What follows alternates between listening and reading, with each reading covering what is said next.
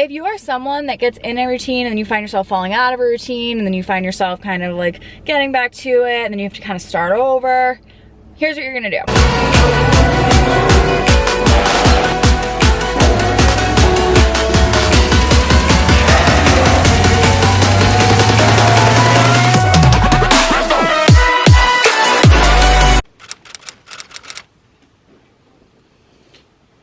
What's up, beautiful people, and welcome back to my channel. So in today's video, I want to talk about how you actually like stay on track. There's some crazy statistic, like 95% of like dieters and people that attempt fitness plans and things like that actually end up farther back than when they started after they've been doing it for a certain amount of time.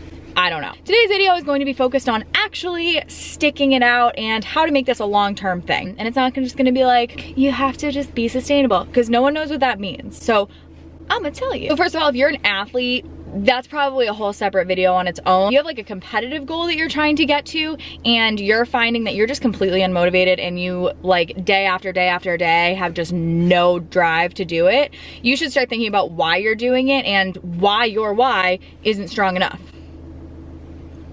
Yeah, otherwise, most people in general, they get on a plan and they're like all in, like 100%, both feet deep end, all in. And then it gets hard. And they're like, I'm good. Everyone's always like, oh, like you just have to like make it sustainable. It's a lifestyle. How the hell do you even do that? We're gonna go through that today. Some of the simplest things that you can do to make whatever you're doing stick. You're gonna get into this shit and you're gonna keep it long term. I gotta go to work and then we'll be back with the first tip.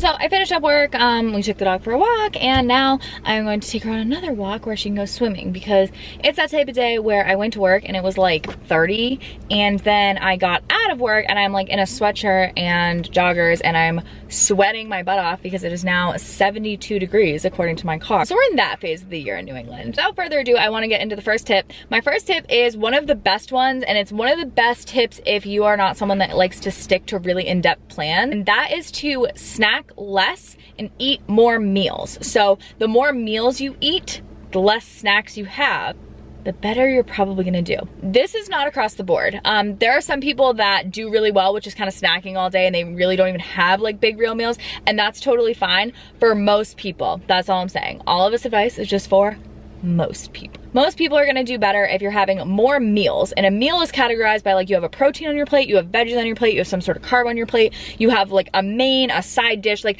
things like that. Like you start with a salad, whatever it is, that's a meal. A snack is something that is mostly a singular macronutrient. So that could be something like chips or even like an apple or things like that. Like those are snacks. Like an apple is primarily carbohydrates. You're not gonna get protein or fat from an apple. Snack versus a meal. The more meals you eat, the less snacking you will likely do, the less calories you're probably gonna eat overall. The main reason that this really works is because a lot of people don't actually get full from their snacks and they're not really strategic with them. So if you have, you know, an apple and then you have like a little bit of potato chips and you have like a chicken nugget off your kid's plate and like all of that, you can still go eat a full meal after that, like 100%. Like I know I could. Just had a full meal, you're gonna be less likely to graze, and on top of that, you're not gonna already have eaten all of those little things along the way. So that's the first tip. We're gonna do number 2, and then we're gonna head out of the car because my dog's gonna have a freaking heart attack if I don't go take her down to that water in a second. The second tip is don't use willpower. Like, don't rely on it, don't use it, don't. Willpower is fleeting, and willpower is on a good day, meh, right? So we don't want to use willpower. We want to create an environment that is super conducive to what we want to do. If you know that you are going to have to resist the cookies in the cabinet all day and all night, if they're there, don't have them there. If like your husband likes them, cool, tell him to keep them at work. There's always a solution, and we kind of like to not take the blame for it and not take responsibility, and there's always a way around it. If you're creating an environment that is pushing you to be the version of yourself that you want to be, it becomes a lot easier. Like I would probably be on the couch like watching YouTube right now, but I have made this extremely active dog dependent on like 4 walks a day. It always gets me off my butt, especially after I yikes, camera ran out of battery. Anyway, all I was saying, if you create your environment where you don't really have to use willpower and it just kind of naturally makes those decisions for you, it's gonna be a lot easier. We're gonna head out because my dog's gonna freak out if I do not take her swimming. Let's go.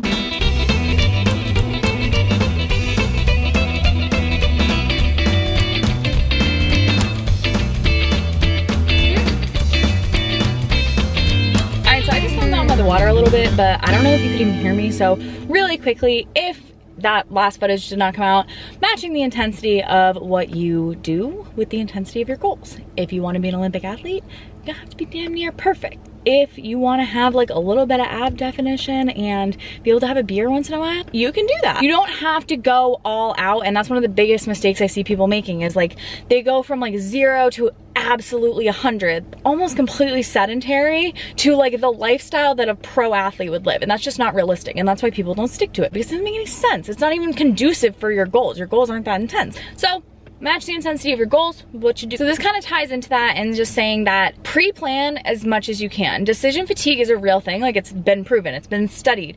The more decisions you make in a day, the less likely you are to pick the correct one, the one that aligns with your goals. Picking what's for dinner, we all make fun of it, but it's because you've made so many decisions. Like, literally, do I take a left here? Do I take a right? Do I go faster? Do I walk slower? Should I pass this person? Should I not pass this person? You make a million decisions a day. Taking as many decisions out of your day as possible makes it way more likely that you're gonna pick the correct one. If you know you're like always running out the door and you never have time for breakfast, but then you always overeat if you don't have breakfast, make it effortless. Pay the extra money to buy pre-made overnight oats. Like, I literally do that. I get up at 4 in the morning, I'll pay for pre-made overnight oats because I know at least I'm eating breakfast. Or if you have a really hard time like finding ways to get in water, like bring a water bottle and keep it with you. Like, don't make it a decision you have to make. If you're limiting decisions, you're pre-planning as much of your day as you possibly can. Meals, water, sleep, routines, everything. It's going to make your life a lot easier, and it's going to make it a lot easier to align your day with your goals. The last tip I have in this quick little video is, if you are someone that gets in a routine and then you find yourself falling out of a routine, and then you find yourself kind of like getting back to it, and then you have to kind of start over, here's what you're gonna do. You're going to stick to that routine even on the days where the routine doesn't make sense. So the best example I can think of this is rest days. So if you are someone that has to make it a habit of going to the gym in order to go, don't not go on your rest days. Hold up, I am not even close to giving you permission to not take a rest day.